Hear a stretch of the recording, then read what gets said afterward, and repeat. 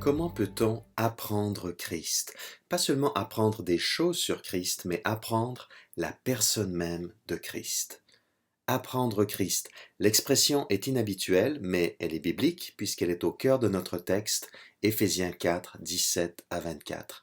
Dans les 16 premiers versets du chapitre 4 de la lettre aux Éphésiens, Paul parle d'unité, de diversité et de maturité dans l'Église. Avec les versets 17 à 24, on a l'impression de changer de registre, mais en réalité, il existe des liens forts avec ce qui précède. C'est la raison pour laquelle Paul commence en disant « Voici donc ». Par exemple, en 4.1, Paul nous a demandé de marcher d'une manière digne de notre appel. Au verset 17, il est de nouveau question de notre marche.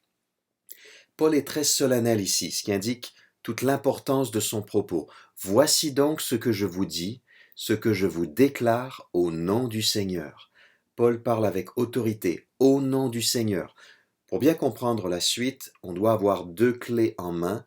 La première clé, c'est le lien étroit qui existe entre les pensées et le comportement. On voit ce lien à maintes reprises dans ce qui suit. La deuxième clé, c'est le fait que pour les chrétiens, tout a changé, à la fois au niveau de leurs pensées et au niveau de leur comportement. Et l'idée, c'est de vivre en cohérence avec ce changement profond.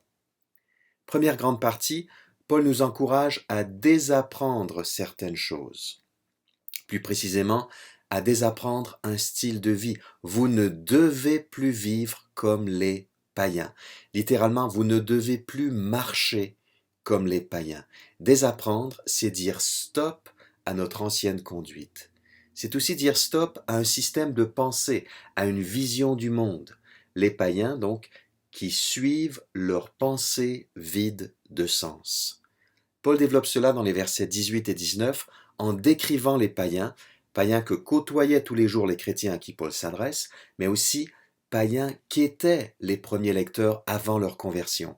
Verset 18, ils ont en effet l'intelligence obscurcie. C'est tout le contraire de l'intelligence des chrétiens qui est illuminée par Dieu d'après Éphésiens 1.18. Les païens ont perdu toute lumière qui leur permettrait de comprendre la vérité de Dieu. Toujours au verset 18, les païens sont étrangers à la vie que Dieu donne. Effectivement, nous étions morts à cause de nos fautes et de nos péchés, d'après Éphésiens 2.1, étrangers à la vie donc, à la nouvelle vie que Dieu peut procurer.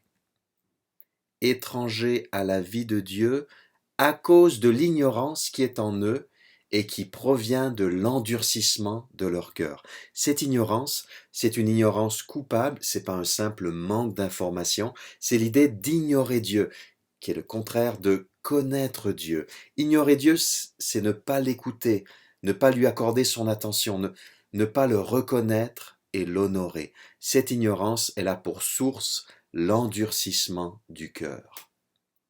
Verset 19, ayant perdu tout sens moral, ils se sont livrés à l'inconduite pour se jeter avec frénésie dans toutes sortes de vices. Ils ont perdu toute sensibilité, tout sens moral. À la longue, ils ne ressentent plus de honte à propos de leurs agissements. Et ils se sont eux-mêmes livrés à ces comportements répréhensibles, l'inconduite morale, toutes sortes de vices, avec frénésie, c'est-à-dire avec une soif de posséder, une convoitise incontrôlée.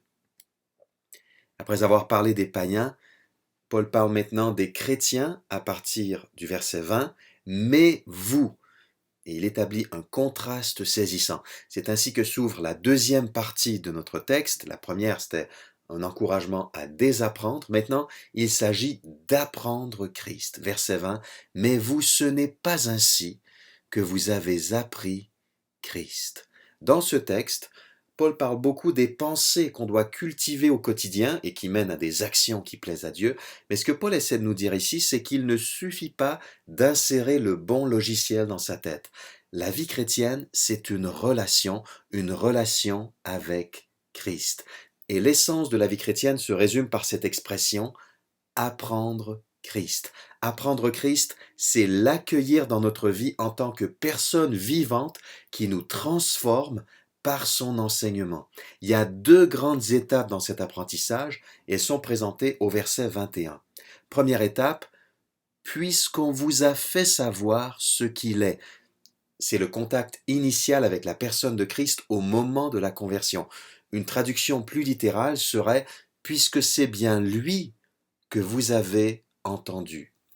Pour Paul, au moment où on accueille la bonne nouvelle de l'Évangile pour la première fois, c'est comme si on entendait Christ. C'est lui qui s'adresse à nous et on répond à son appel qui réoriente toute notre vie. Deuxième étape, et qu'on vous a enseigné, dans le cadre de votre union avec lui, ce qui est conforme à la vérité qui est en Jésus. Les premiers lecteurs de Paul, après leur conversion, ont été formés, instruits, enseignés dans la vérité. On leur a expliqué davantage ce que Christ a fait pour eux et on leur a expliqué en détail ce que cela implique concrètement pour leur vie de tous les jours. Il y a donc une réelle continuité entre le message initial et l'enseignement qui suit. Justement, quel est cet enseignement chrétien? En quoi consiste-t-il? Il est résumé dans les versets 22 à 24. C'est un enseignement très pratique qui comporte 3 éléments. Premièrement, il s'agit de se débarrasser de certaines choses. Verset 22, cela consiste à vous débarrasser de votre ancienne manière de vivre, celle de l'homme que vous étiez autrefois et qui se corrompait en suivant ses désirs trompeurs. C'est une métaphore que Paul affectionne. On se débarrasse de certains vêtements et on se revêt de nouveaux vêtements. Ici, les vieux vêtements, c'est notre ancienne manière de vivre et c'est même carrément notre ancienne personne, celle qu'on était avant notre rencontre avec Christ. L'homme ancien dans le texte grec. Cet homme d'autrefois, il se corrompait en suivant ses désirs trompeurs. Eh bien, une coupure avec notre passé est nécessaire. Paul veut qu'on se débarrasse de cet homme d'autrefois, de ce personnage qui ne correspond absolument plus à ce qu'on est devenu. Deuxièmement, être renouvelé, verset 23. À être renouvelé quant à votre esprit et votre intelligence. C'est un processus et c'est Dieu lui-même qui renouvelle notre esprit et notre intelligence, c'est-à-dire notre être intérieur, ou plus concrètement nos pensées, notre manière de voir les choses, notre vision du monde, nos schémas de pensée. Tout est maintenant nouveau et différent. On change d'avis, on ne pense plus de la même façon. Troisièmement, se revêtir au verset 24, pour compléter la métaphore du verset 22, verset 24, et à vous revêtir de l'homme nouveau, créé conformément à la pensée de Dieu pour être juste et saint conformément à la vérité. Chaque jour, on se débarrasse de l'homme ancien, verset 22, et on se revêt de l'homme nouveau. On choisit ses habits avec soin. En Éphésiens, l'homme nouveau s'inscrit dans la nouvelle création. L'expression fait parfois référence à une réalité communautaire, l'Église, comme en 2.15, la nouvelle humanité. Parfois, c'est un nouvel individu, comme en 2.10 et ici. Cet homme nouveau, au sens individuel, il est né lors de la conversion à Christ, mais Paul nous demande ici de nous revêtir de l'homme nouveau, c'est-à-dire de vivre volontairement à la lumière du changement radical qu'on a connu. Cet homme nouveau, il a été créé selon la pensée de Dieu. Et sa conduite, elle est juste et sainte, conformément à la vérité, c'est-à-dire la vérité de l'Évangile.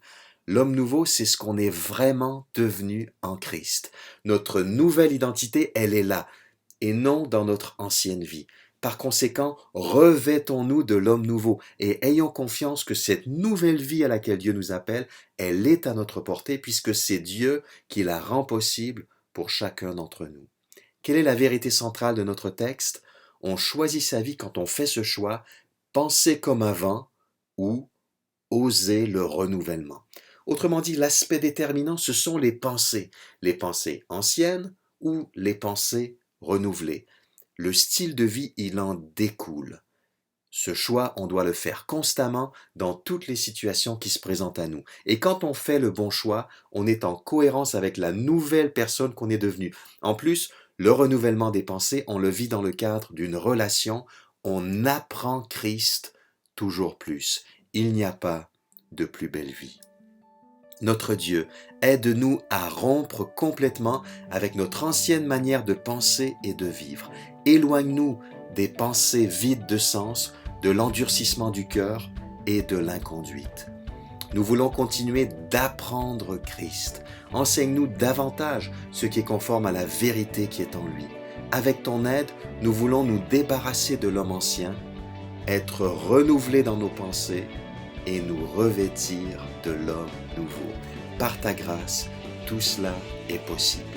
Au nom de Jésus, Amen.